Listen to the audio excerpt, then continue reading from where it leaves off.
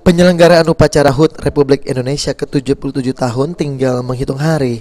Petugas yang bertugas untuk mengibarkan dan menurunkan sangsaka merah putih di Gria Agung terus melakukan persiapan dengan berlatih secara intensif pada pagi dan sore hari.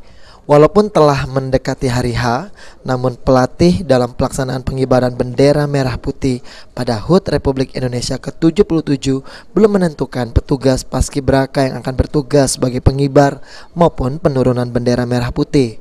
Hal tersebut menurut pelatih mereka masih mencari yang terbaik.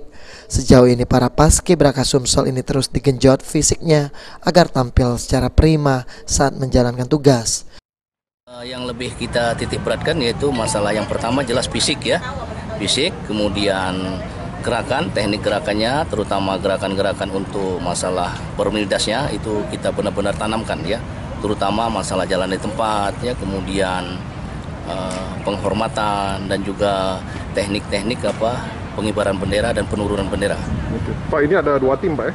Ada 2 tim kita buat, tapi sebenarnya ini belum bisa kita pastikan siapa yang bermain, belum bisa karena masih sampai sini masih saya lihat siapa yang terbaik dan tidak ada minim kesalahan gitu ya.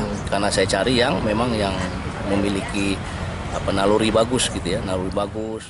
Dalam latihan yang dilakukan di Gria Agung, para paskibraka dilatih untuk cara menaikkan dan menurunkan bendera merah putih. Firman Hidayat, PAL TV.